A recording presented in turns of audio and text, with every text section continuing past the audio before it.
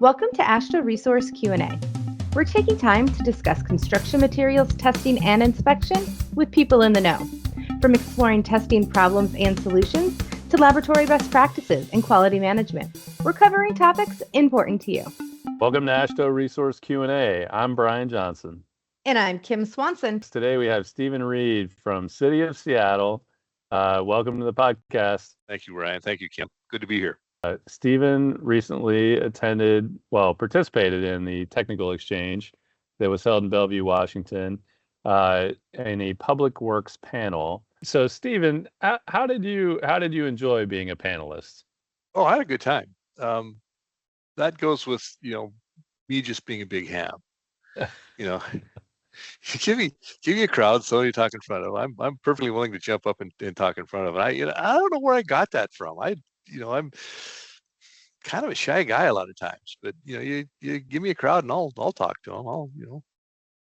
Fun stuff. Your shyness didn't come through at all in the panel discussion, and I will tell you the whole reason. So originally that panel was not supposed to be public works. Originally that was going to be building code discussion, and I was going to get all these people from all the building code officials from that area, state, city, all that. And then I found out that there was a big building code meeting going on that week. And so a lot of those people were tied up. And I was like, you know what? There's this guy that I have emailed and chatted with over the years in that area that is a wealth of information and is not shy about telling me what he thinks about stuff. And so I reached out to Stephen, and I was so grateful that you were excited about it and willing to participate. And I knew you would be a hit in the panel. It's just fun. They're my people. They're my people. You can always talk to your people. Yeah, and emailing and chatting up with you over the years it's Brian, what did you do to me now? Yep. What are you thinking? What's going on with us? What's going on? Because I've just had an assessment and it's not going well, Brian. Why is that? But we've always, over the years we've worked everything out. You've given me good information about the things I need to know, and even once in a while I managed to change your mind, and that's right. Keeping an open mind, and that's the way it works. That's the way it's supposed to work. That's why we're fans, right? That's why I said yes. I'll do what you. Yeah, I'll go do your conference. That's fine, because I thought it was worthwhile for you guys. I think it was good stuff. It was enjoyable. It was, and we did get some good feedback from the session too. So the reason why I was so eager to get this recording done this week is because Stephen is about to retire on Friday, and he has assured me that he meant by saying the word retire, he means he's actually going to step away. Is that correct? That is correct. It's time to let the young people have it. I've had my say. There's some things I'd like to do. I'd like to spend more time with my wife and do a couple of things I haven't done before. I'd like to work on the right side of my brain. God knows I have bulked up the left side for long enough. The right side's about the size of a pea, and I think I'd like to get it to at least the size of a walnut before I go away. So do something in the arts, do something different. It's time. It's been a long career, and it's time. I've put my time in, and hopefully I've given what I've been able to give to the younger people, and let them carry the torch. One thing I always hear about in this industry is this concept that the younger generation or the next people coming in aren't getting the information or the training they need from the older generation. Well, they don't typically frame it that way. They typically frame it like it's the younger generation's fault for not absorbing all of the information that they aren't training them on. But can you talk to us a little bit about what your process has been like as you've been looking into retirement and thinking, hey, I need to get the next people ready? What does that look like to you? Getting people ready. I never really thought about my retirement in terms of educating my people.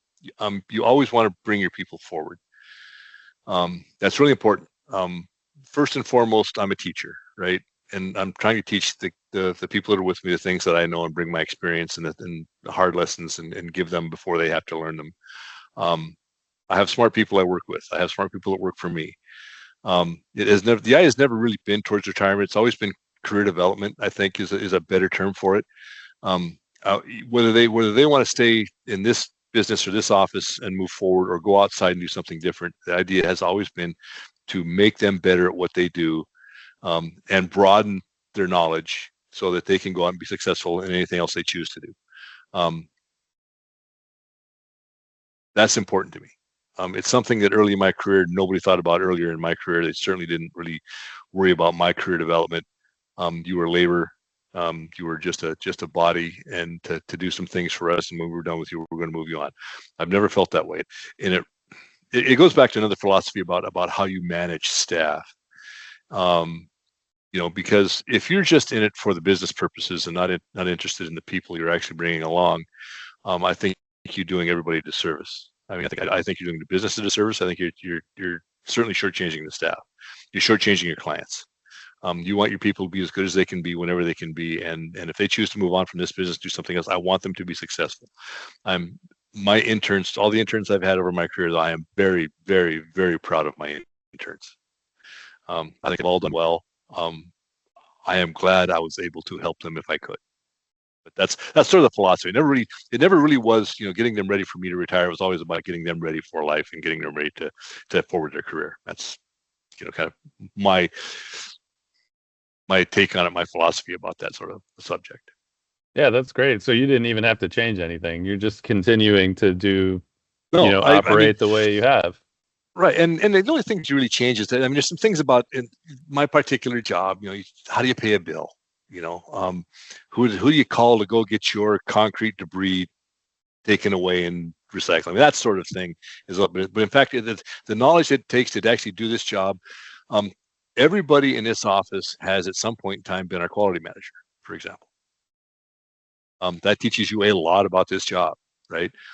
Everybody in this job manages their own projects as materials engineers for the various projects we do in the city. So they know how to work with people out in other agencies and other positions. They run their own thing. I'm not a micromanager by any stretch of the imagination. Delegate, delegate, delegate, delegate. Let people do what they need to do. It's their job. If they need help or backup or advice, I am always here for that.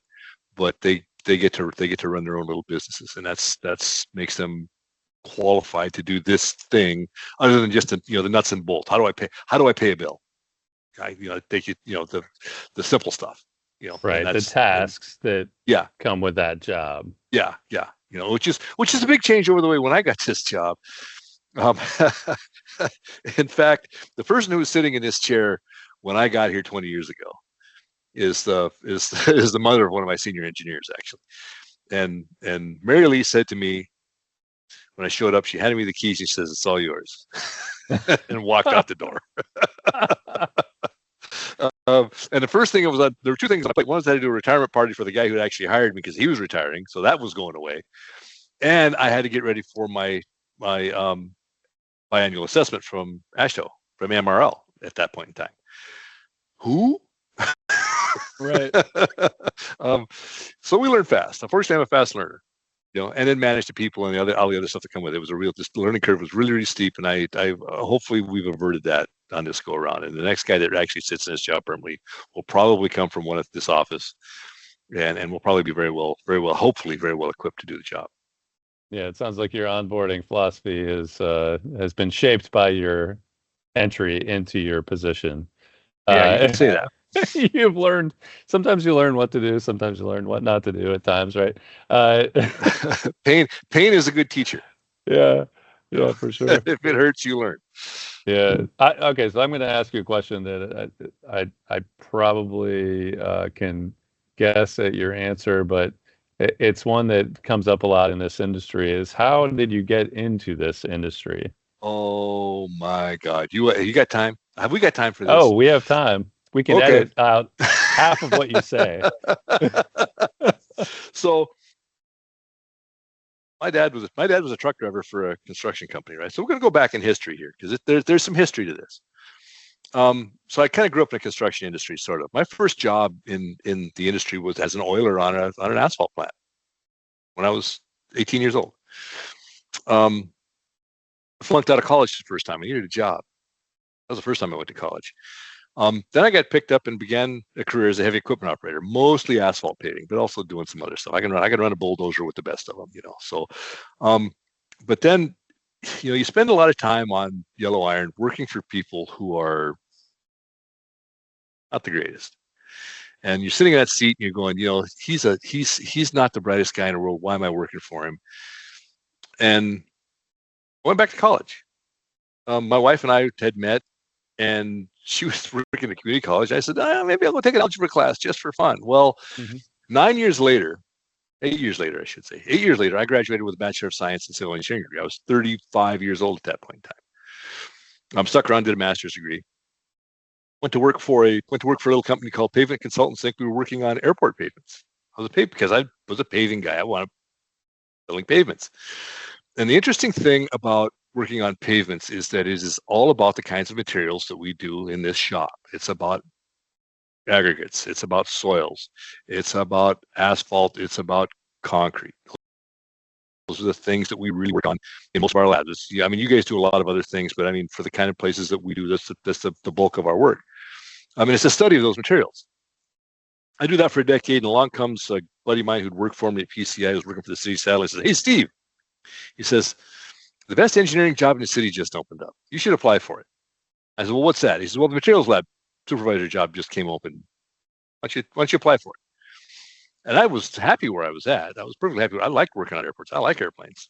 And I dashed off a cover letter and some resume I had laying on, mailed it over. And lo and behold, they hired me. And I'm here, and I've been here ever since. I've been here for the last 20 years. He was right. This is the best engineering job in the city.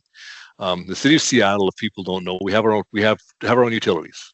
We pipe our own sewage, we pipe our own drinking water, we treat our own drinking water, we sell drinking water, we have our own electric company. Those guys have 4 dams. One of them is up in the far northeast corner of the state. The dams are pretty. You should if you ever get out here sometime, get a chance to go up and look at the dams where the City Light has their dams. They're gorgeous areas. So I get to work on a lot of things. I work on transportation, I work on water, I work on wastewater, I work on dams, I work on roads, I work on vertical, I've worked on everything. If we've done it in this city, at some point in time, I've worked on it. And that, for an engineer, is nirvana. Frankly, I don't know a lot about anything, but I know a little bit about a lot because of that. It's been a great job.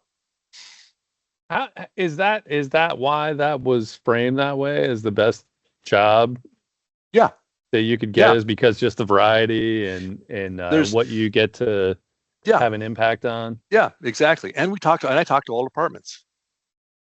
We consult with all departments. I was just out yesterday with we redeveloped our waterfront down here. I think we talked a little bit about that at the thing, right? It was a huge job, monumental job for the city of Seattle. And the women that run that job said, I said, "Hey, Steve, we got to go out and have a drink after, before you go." And so we did last night, and we talked about that. What made a good job? Well, it's jobs like that. It was the people like that. It was the people you get to talk to and interact with, and your influence you have on everything from this seat, because materials engineering affects everything. Whether we're going to build a park, we're going to build a dam, we're going to build a roadway, we're going to build, what choice of pipe materials, right? Pipe materials have changed over time. How do you rehabilitate? We've picked up plastic, for crying out loud, around here, because we're lining pipes with cured in place plastic pipe so that we don't have to dig them up and replace them. All of that stuff. And so from a person who's just plain curious and is a little bit gregarious and likes to interact with people, it's been a great job in that sense. So it was, it's been a great job. I haven't moved on. I stayed here for 20 years. That's not my normal thing. I moved. I've had a lot of jobs in my life, actually. When I go back to the old construction thing, and in the 10 years I spent I didn't think I'd spend 10 years at the PCI, and I spent 10 years because that was work on airports is a pretty good job. But your fingers are in everything. At some level, your fingers are everything. I answered a phone calls today. "Steve, what do we do? What do we do?" "I don't know."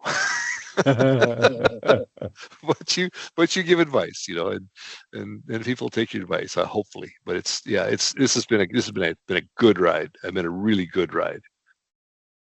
Yeah, that's great. The one thing I definitely want you to address more, because before we started chatting on here in the recorded part, you mentioned something that you're doing there to help draw out the gregarious nature in your staff, because that is an important part of development of any professionals, right? Is you can't just Yeah. know things, you have to be able to communicate those things that you know, right? So do you mind just sharing a little, like just Sure. what you told us earlier? Sure. I mean, that was that story we were talking about, back in my consulting days when I was working at airports, we were, one of the things, we were a small company, so everybody pitched work, right? We had to go and do dog and pony shows in front of, sell ourselves as an engineering firm for projects. And I was in, I think it was Cleveland. It was one of many places I was at. And there was a whole bunch of principals from some rather large engineering firms standing around, and we were all chatting up. And the thing they were talking about was, what was the difference between a staff engineer, somebody who sits in a cubicle and does calculations, and someone who actually comes out, pitches work, and runs the company? And it comes down to communications. Can you take your ideas and present them in a way that is coherent and meaningful? And it was a great point. It was well taken. It was really well taken. So one of the things we like to do, we make people do presentations. And it's 5 minutes, a 5-minute thing, right? You get up and give me 5 minutes on any subject. Today was, for example, I was with my intern today, and she was doing Muhammad Ali. And we've been this one's been on the books for a while. We hadn't quite got to it. I said, "Are you ready, Jamie?" And she says, "Well, not really." I said, "But I've got my notes." I says, "Well, then we'll do it extemporaneously. You get up and talk." Because that's an important thing as well. Because when your boss comes to you and your boss says, "Can you tell me about what it is you're doing or where you need to go?" You get up and talk and present that stuff now, not study and write notes and go practice like you would do for a major presentation. You need to talk now. That's the sort of thing that gets you moving up the ladder. And so we did it. And the other part of that is we critique. When one of us gives a talk, the crowd sits around and says, what is it you did right? What is it you did wrong? How can you improve? And because it's important. If you can't be understood, you can't go forward. And if you can present in a way that is fluid and meaningful and it can engage people, you will move. That's the kind of people you want in management. Seriously, you want in management. If you're going to, particularly, I'm in public works. We'll take almost anybody in public works. But if you're out in consulting in the private side of the world, for example, you have to bring the personality with you. You have to bring the thing that engages people and gets them thinking, believing and understanding what you say. And that's what we're trying to do. I mean, it's always about, professional development. Can we make you better at what you do now? Can we make you better at what you're going to do in the future? I agree. Kim, I've been hogging all the questions. Do you want to jump in? Sure, I can. And I will say, Stephen, I totally agree. I mean, I'm the communications manager. So like being able to articulate the thoughts, although I sometimes still I'm challenged with that. Yeah. But I think that is definitely the key to moving up and succeeding and all of that stuff. So I loved that story and that you instill those skills and help develop those skills for your staff. I love that. We're all smart people. That's the thing, right? We all have chops. We all know how to do what we do and we're really good at it. But can we bring that forward and give that to other people who want to hire us to do the things that we do? That's where the rubber meets the road in the business world. Yeah, for sure. Now, I am I love just hearing you talk. So like when Brian, you were just like, I was talking, I'm like, I was learning a lot. I'm very much enjoying this part of the conversation. But since you've been with the city of Seattle for 20 years, I'm just curious of what has been the biggest change that you've seen from maybe your first few years there to now as you're, kind of wrapping up and getting ready to go on to your next adventure. What has been the biggest change or most maybe noteworthy or memorable change for you? Wow, that is a really difficult question, and I'll tell you why. We're not as old as perhaps Boston, right? We're not that old. We're a mere 125 or so years old, but we're a mature business. We've been at this for a while. We've been building things and maintaining things and providing utility services for a while. So we are kind of bound up into the way we work and the things we do. We don't see big changes. We're the government. We don't change very fast at all.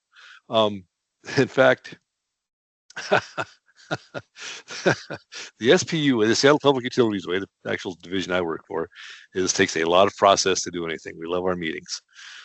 So I don't think there's anything that really shocks me. I think one of the things I've noticed within the city of Seattle that really, really, really encourages me is how women have moved in the engineering world, and the STEM projects have moved into leadership positions. The girls I was with last night, for example, who led and ran that monstrous project down there. We were talking about that last night. It's unusual because women in engineering or in STEM are what, plus or minus 15%, right? Not very many. And to have the really good, smart people that I work with, in that 15%, from that 15% is pretty darned amazing. I think it's really, really, really good. I think it's something, I don't know if it's a change, but it's something that you see that is really encouraging. And one of the things that we also do is make sure we do our STEM outreach, right? Our science, technology, engineering, and math outreach, particularly for people of color, minorities, and women, to bring them over, because we're shorthanded. We are really white. We are really male, and we need to change that, and we need to bring that forward, because diversity is the answer to solving a lot of things. I mean, everybody brings their own point of view with them, and the city is good about that, and they have been for 20 plus years before I got here. Diversity is one of those things that we really do in Seattle, and I can tell you it works. I mean, collaborative solutions here are awesome, because when you're sitting at a table full of people who don't all look the same, they all bring different perspectives to an issue, and when you're collaborating, wow, you can come up with some cool ideas. It's anyway, but it's, in terms of taking changes, nothing really huge, but except for, again, like seeing more women come up through the STEM side of things, the engineering side of things. I think it's been really, really encouraging. This is a question that was kind of called back to our panel discussion that most of our audience hasn't heard, but so this reference makes no sense to them. But I did ask you about the challenges of working with different departments.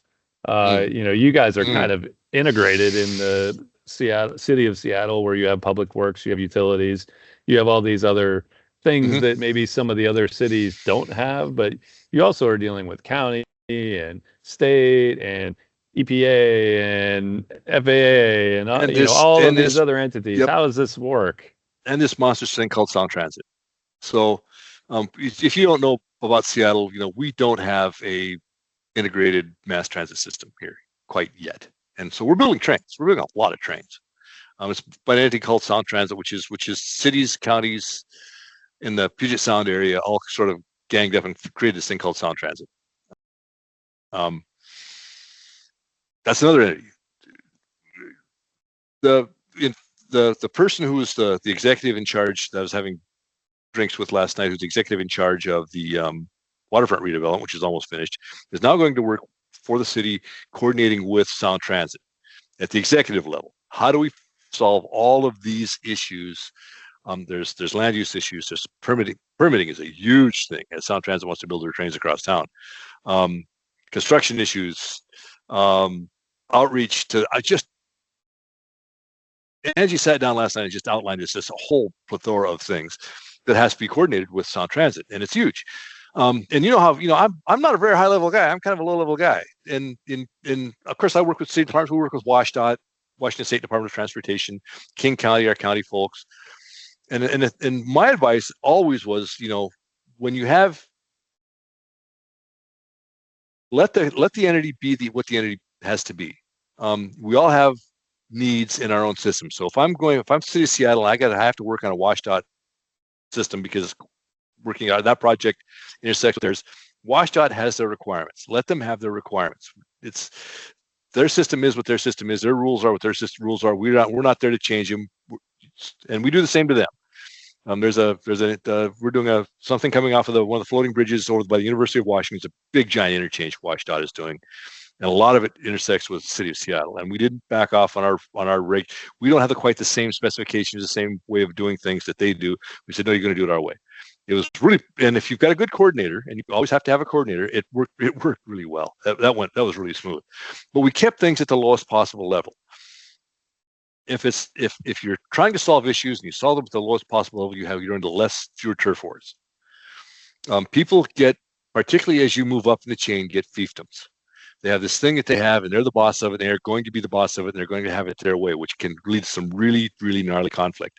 And I think that's why Angie, being as good as she is as an executive project manager, that's why she got the Sound Transit job.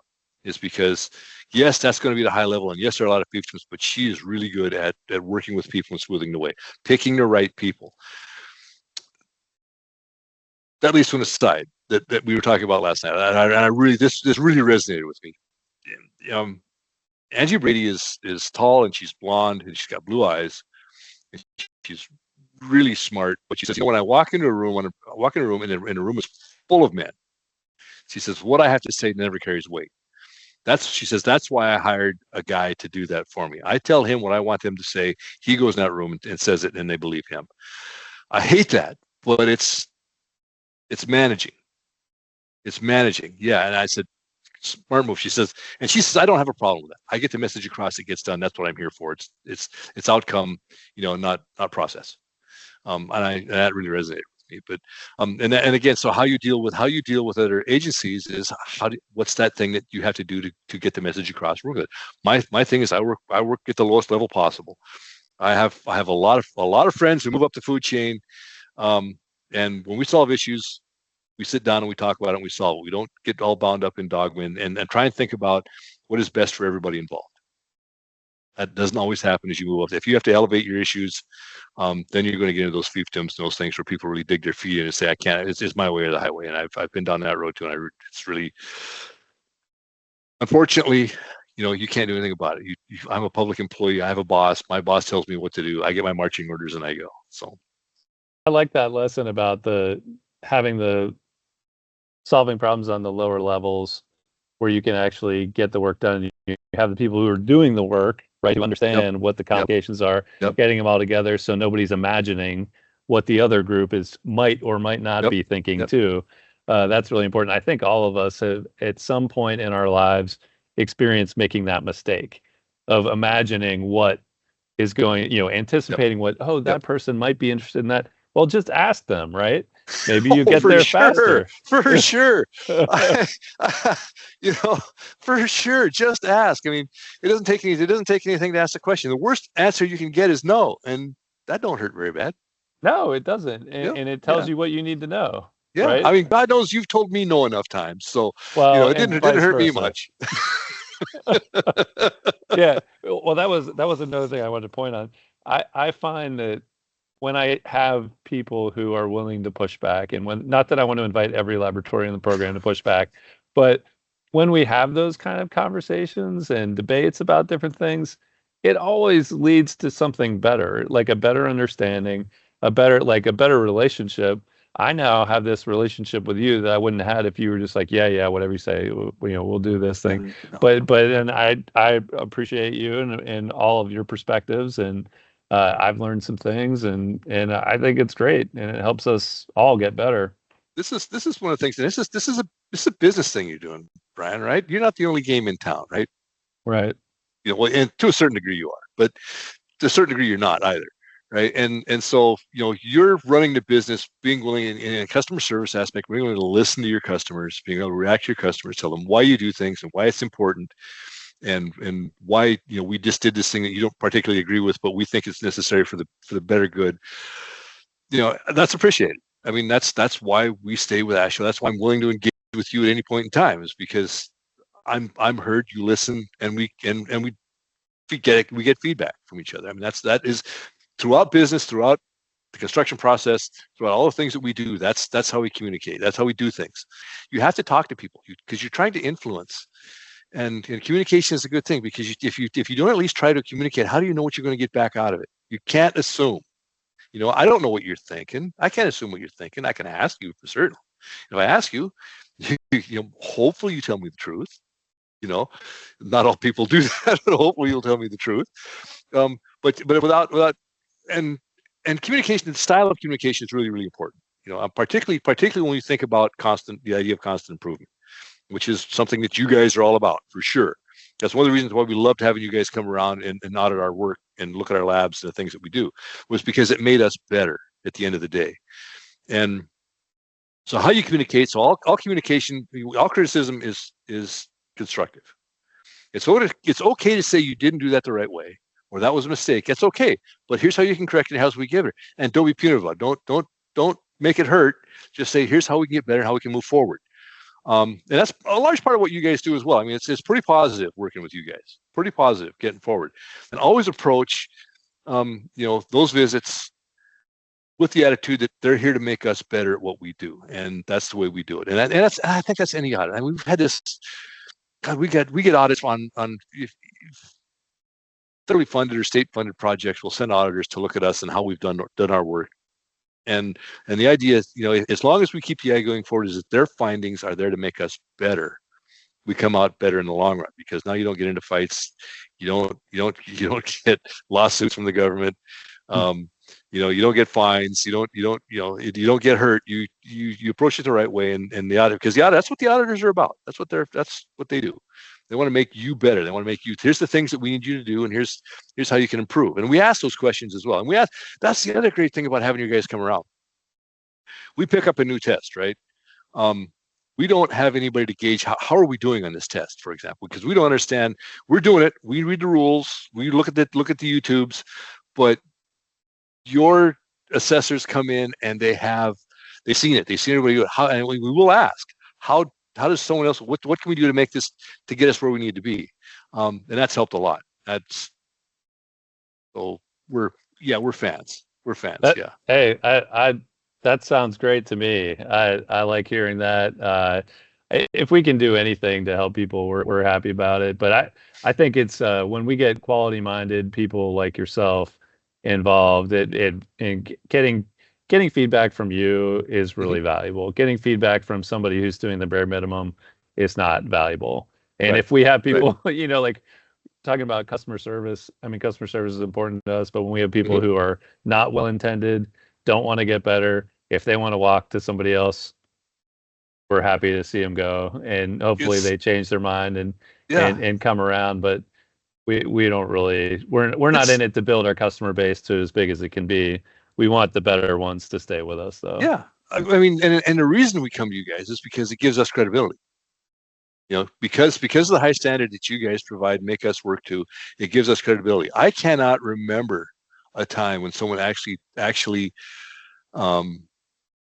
contested a finding of ours. I just can't remember it. And one of the things is because at the top of my report, it says AASHTO resource. It says we were accredited for that test by these guys, and that's hard to argue with, because they can't bring anything better to the table to say that you guys did it the wrong way, or your findings are not valid. Hopefully we did a good job. Because you know how those things work, right? Errors. Errors. Sure. But nobody argues with, and we get through it. And so that's why that AASHTO resource moniker is really, it means a lot in our business. Yeah. I mean, I'm sure it helps, but like, I think when you're dealing with those kind of situations, I think it's more you than it is the accreditation, because you have the experience, and Kim is just hanging on every word. She's just trusting everything you have to say. So I think that probably your communication is helping a lot in accepting what you have to say. This might get edited out, but there's a saying on here that we get in compaction beefs, particularly on asphalt once in a while, right? And I've never lost a compaction beef. The thing is, you take your nuclear gauges out there, you run your relative compaction with a gauge. You show it's upflow. The contractor always, and there's resolution. One of those is always to go cut cores, right? That's always a resolution. And I say fine, but the way we wrote the spec was that the engineer gets to pick the core locations. It's not random. It is not random. Oh wow! And we never lose a compaction beef, because I will go pick the cores, and I am an old asphalt guy. My master's degree my thesis had something to do with asphalt paving. I got a clue. We never lose. We never ever lose. And because, and I'll tell you, and I say that, that sounds awful. It does not. But I have faith in our results. If we've gone out there and we've done more testing than necessary, and we've just determined that you're non-compliant, I have great faith in my people and procedure and equipment because it's been maintained, calibrated. The people are trained, they're tested, we're accredited, we understand. I have great. You don't have to prove it to me with cores. We've already done it, and so I just go out and then we don't lose. We just don't lose. Yeah, I'm not interested in anybody winning, but we're not going to lose. Well, and if somebody really wanted to press you and take other cores, they sure. could certainly do that. But they're not going to get anywhere, I'm sure. No, because it's by the rules. You already knew. This is public works. By the rules, my lab is the pay lab. Right. So one of the things that's come along lately is the FHWA has begun pushing more contractor quality control programs onto grants, which is a great thing. Now we can have a big long conversation about contractor quality control, but it's a great thing. But at the end of the day, there's also quality assurance that goes on, and that's us. We're the owner's lab. We're the quality assurance lab. We may not sample at the same rate, but the pay gauge, it usually comes down to compaction and proctors usually. But the pay lab is our lab. You can do what you're going to do, but if you want to get paid for it, you better be paying attention to our results. And that brings the quality control labs into compliance pretty quick, or it snaps their heads around and brings them to the table and doing good work pretty quick as well, because they can't be telling their client that they're good when they're not. And we do. I mean, this is not. I don't want to say that we're all imperious and we don't listen to you or what you're doing. By all means, we have discussions about this stuff. We talk about it, and we look at things. But what we find most cases is that we're doing it the right way, someone else is doing it the wrong way, and that makes a difference in your test results. And so so in that sense, we are a little bit imperious. That's kind of me too. So. That's all right. It's important work. You're protecting the investments and the infrastructure of the city, right? That's pretty big responsibility. Yep, indeed. So what has been the most difficult part of your job? 20 years in public works, protecting the integrity of this infrastructure in Seattle. What's the biggest challenge? Or what was the hardest thing? That is a great question. Because I think my job has been great, right? It's every problem's there to be solved, and no one thing makes your life miserable. I think the thing that, So the old saying is that when you go on a project, you can have quality, you can have money, and quality, scope, schedule, right? Pick two, right? That's the old adage, and that's pretty close to true. Scheduled has driven because in public sector work, there's always politics, right? Meaning, so we're going to go into your neighborhood and we're going to do this thing, and we're going to be done by this date.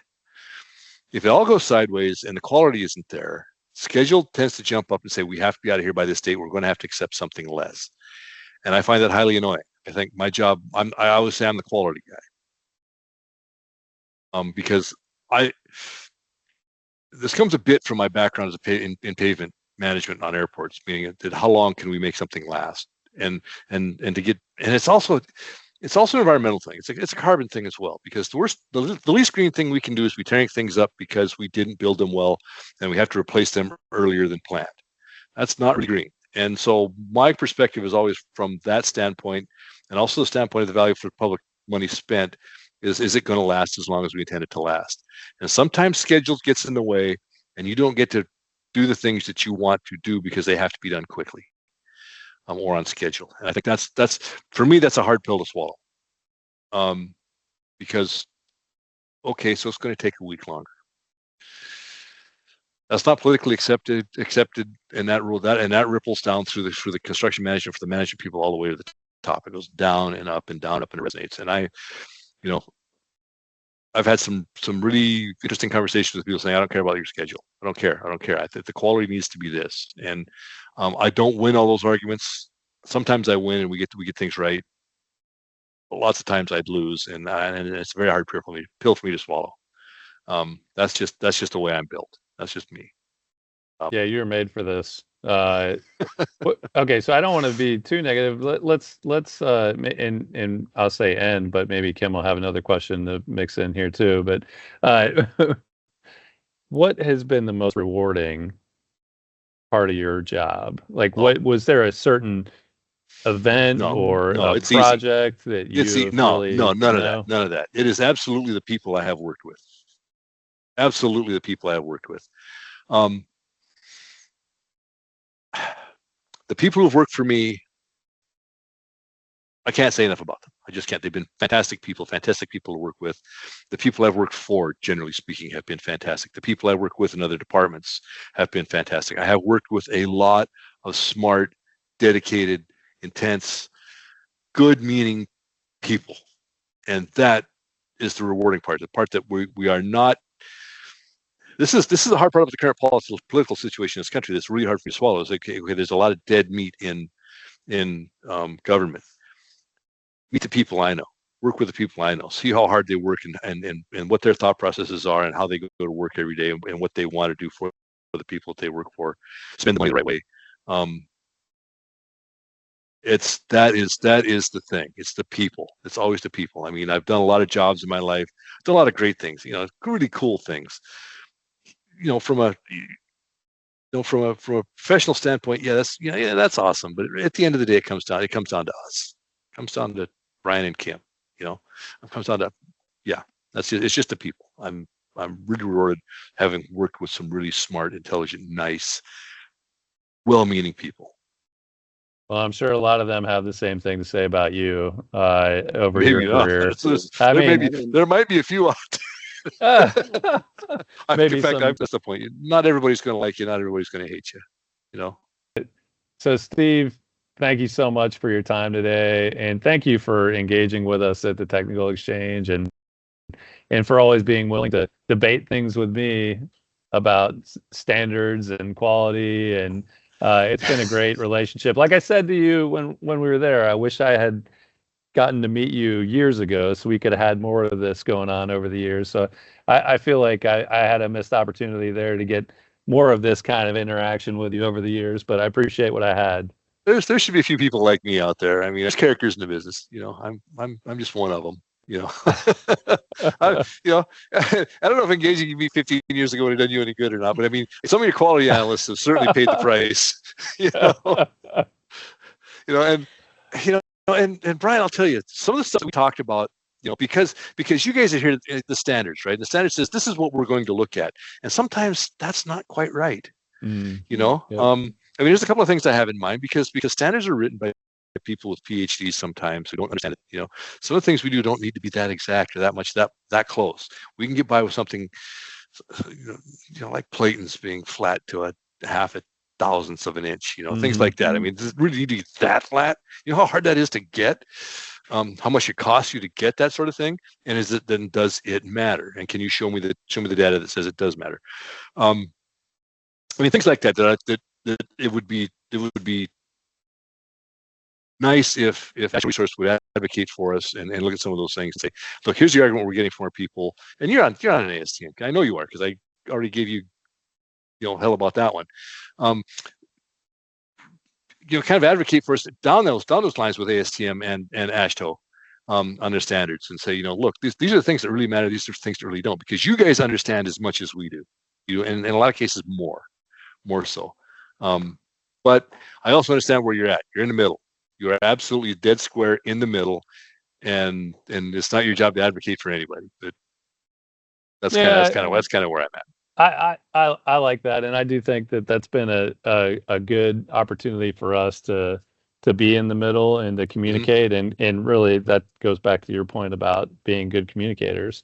It's really incumbent upon us to do a good job communicating with those committees, communicating with our customers, trying to bring along this continual improvement mindset, and try to make sense of the things that don't make sense to people. Try to get reasonable tolerances. That's been a journey I've been on the last several years, is try to talk some sense into some people about some of these requirements. But there's always that assumption out there that, oh, it must have been important to be in there in the first place. And I would say it's just what they had when they wrote the standard. Exactly. And the other thing, when you sit on ASTM committees, particularly ASTM committees, I mean, you can see there's agendas in those committees. It's like anything else. It's like any other body. There are agendas, and being able to winnow out the agendas. My over my career, the thing I wish, I wish I'd worked for a little bit, for somebody like Lafarge or Holcim or somebody like that, where I could attend more ASTM meetings in person. Because to really argue out in the committee some of those things that I see that my reputation on some of those committees, on CO9 in particular, is not particularly good, because I will vote a negative on almost anything if I think it's not right. I will rescind it if they can make the case. I don't have a problem taking my word back, but I will say no, and I'll say, show me why. Tell me why does this make it? How does this affect the consumer? Not just the two people involved in that transaction, but how does this affect the consumer out there? The guy who doesn't know as much about these things as we know. And I lose a lot of those. I win a few, I lose a few. Yeah, okay, there you go. It's all part of the process, right? All part of the process. Yeah. At the end of the day, I think we're pretty close to right. We're not exactly. We're pretty close to right. We'll keep getting closer. Yeah. But all right. Well, hey, thanks again. Thank you. Appreciate your time and happy retirement. Yep. Hope you enjoy exercising the other side of your brain for the next many, many years. I am. Thank you. Thank you so much for having me. It was a lot of fun. I really enjoyed it. Good. Thank you. Engaging with you guys is always fun. So thank you. Thank you so much for over the years. It's been a great ride, man. Here's your quality quick tip of the day. A common problem with QMS documents and records is that they're inaccurate. Be careful not to copy the examples in R18 verbatim or borrow information from other organizations. You probably do things at least a little differently. You can learn more by going to the Re-University section of our website and check out The Road to Developing an Effective QMS articles for more information on this topic. Thanks for listening to AASHTO Resource Q&A. If you'd like to be a guest or just submit a question, send us an email at podcast@ashtoresource.org or call Brian at 240-436-4820. For other news and related content, check out AASHTO Resource's social media accounts or go to ashtoresource.org.